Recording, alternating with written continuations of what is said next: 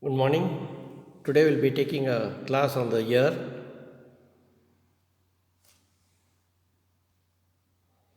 The main objectives which we are going to learn today are the various parts of the ear, external ear, external auditory meatus and tympanic membrane, its nerve supply, blood supply and lymphatic drainage, and the applied aspects.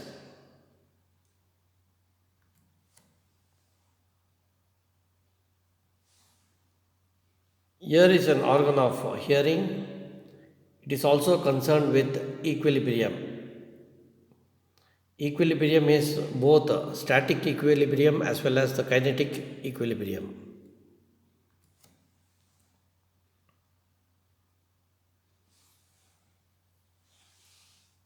Ear is basically subdivided into three components, that is the external ear, middle ear and internal ear.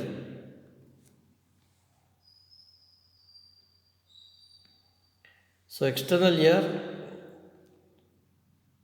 or the outer ear, you can see the pinna as well as the canal, ear canal or the external acoustic meatus or the external auditory meatus. The middle ear, also called as the tympanic cavity, comprises of the ear ossicles, that is the malleus, incus and stapes. Both the external and middle ear are separated by the tympanic membrane. The inner ear comprises of the bony as well as the membranous labyrinth.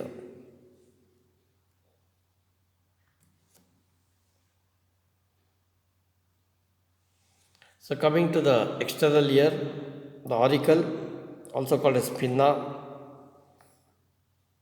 and you are having the external acoustic meatus, which I'll be dealing today.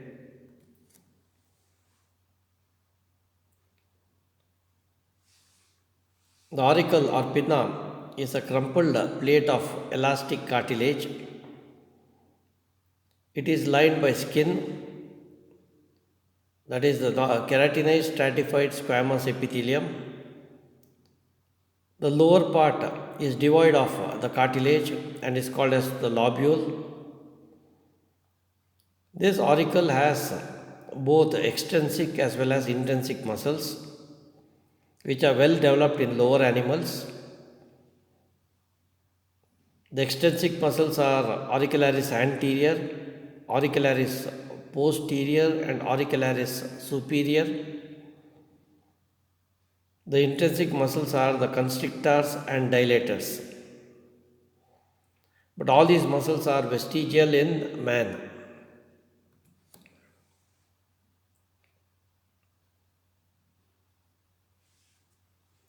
The blood supply, it is supplied by the posterior auricular as well as the superficial temporal arteries. Both are branches of the external carotid arteries. Lymphatics by the preauricular, postauricular and superficial cervical lymph nodes.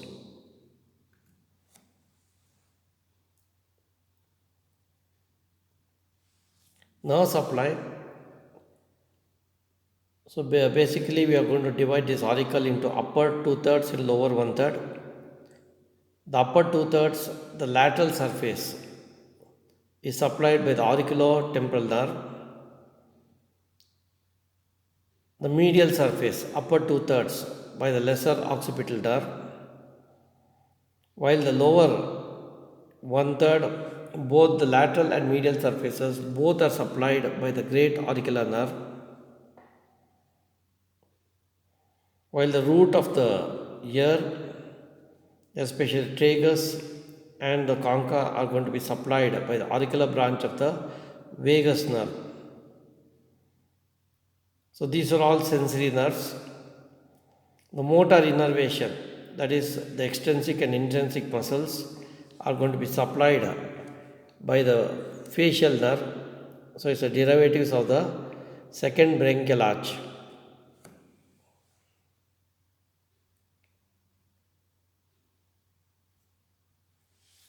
So external acoustic meatus, It conducts sound waves from the concha onto the tympanic membrane. It is S-shaped.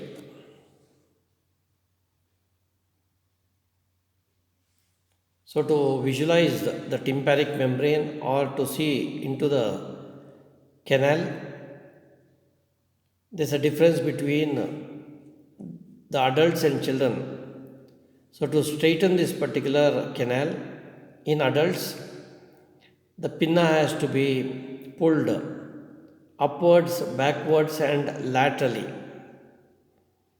While in children, it has to be pulled downwards, backwards, and laterally.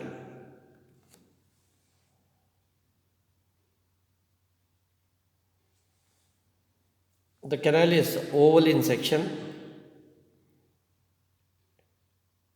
There's a difference in its walls. The lateral one-third is cartilaginous, while its medial two-thirds is bony. About 5 millimeters from the tympanic membrane is a very narrow component. That part is called as the isthmus.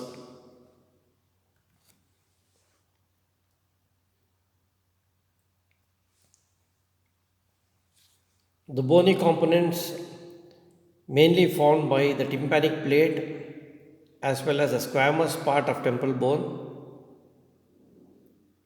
The skin lining the pinna as well as the external acoustic meatus is firmly adherent to the periosteum.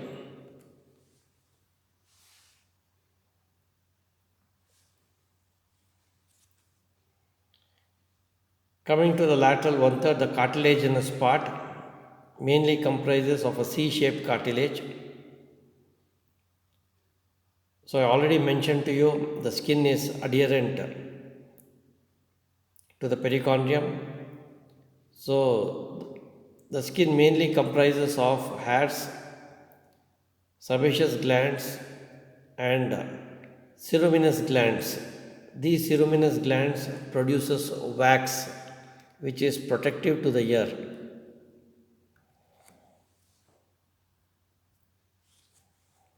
The blood supply mainly supplied by the superficial temple artery, posterior auricular artery, both of which are branches of the external carotid artery. Apart from this, it is also supplied by the deep auricular artery, which is a branch from the first part of the maxillary artery.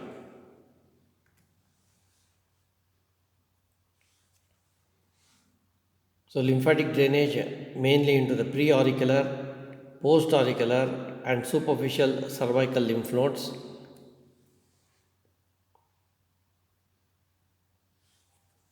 Nerve supply by the auriculotemporal nerve, that is the anterior half of the external acoustic meatus, while the posterior half is going to be supplied by the auricular branch of the vagus nerve.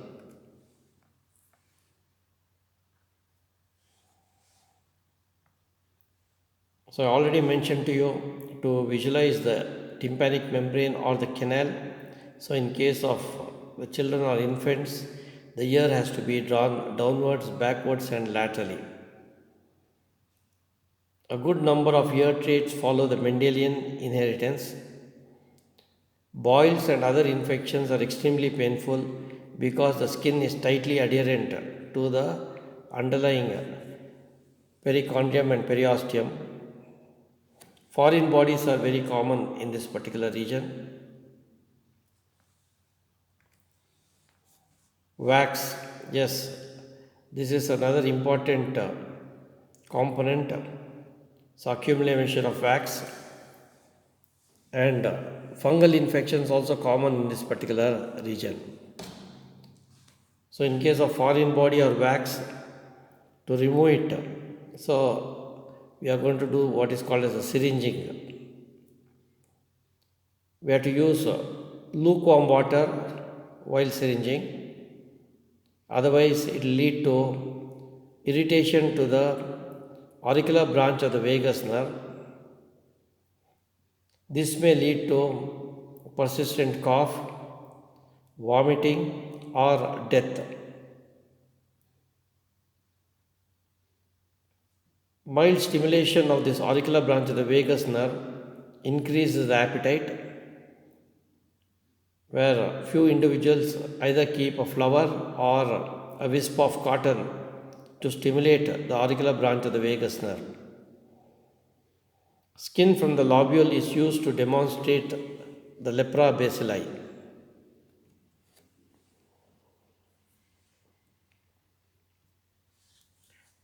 So coming to the tympanic membrane, this is a thin translucent partition between the external and middle ear.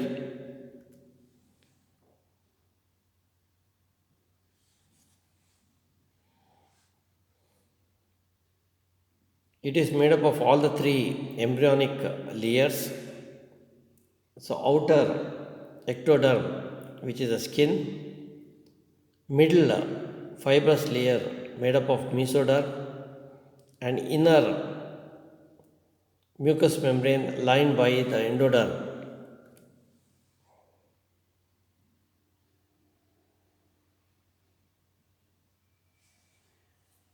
It is oval in shape. It is placed obliquely.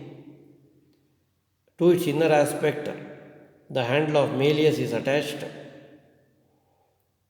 So umbo is a point of maximum convexity which is at the tip of the handle.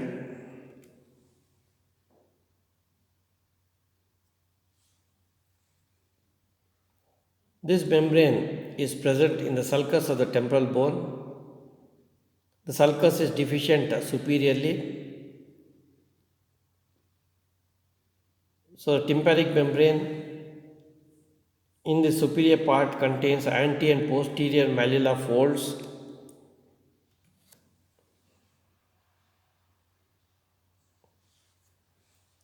Tympanic membrane is held inwards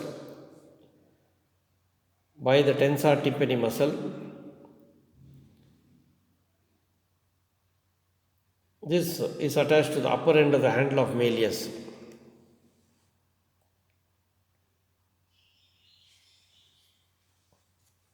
So tympanic membrane mainly comprises of two components, the pars tensa, the majority part of it, and pars flaccida, which lies between the two malleolar folds. Its inner surface is related to the handle of malleus and it is crossed by the cauda tympani nerve. So in case of rupture, so this nerve may be damaged.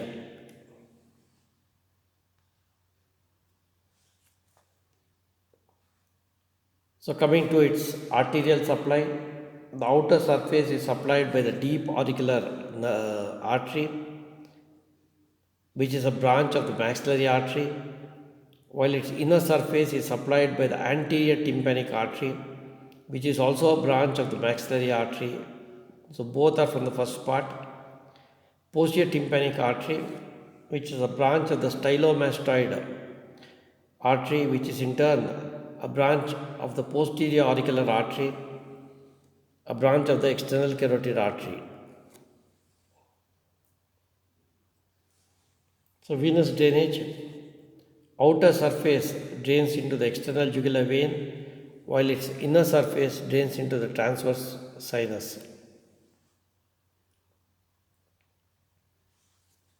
So lymphatics, either it drains into the preauricular or retropharyngeal group of lymph nodes.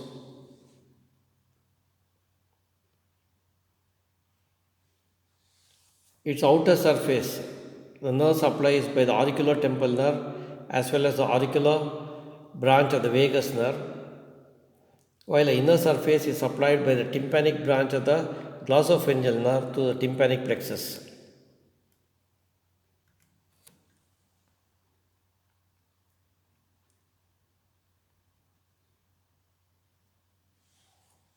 So clinical anatomy, on illumination, concavity of the membrane produces a cone of light at the anterior-inferior quadrant, which is very deepest. So handle of malleus and long process of uncus is seen. So in case of otitis media or middle ear infection, the membrane has to be incised to remove the pus. So usually the incision is made at the posterior inferior quadrant where the bulge is most prominent. It is called as myringotomy. During incision, care must be taken not to damage the chorda tympani nerve, which is related to the pars flaccida.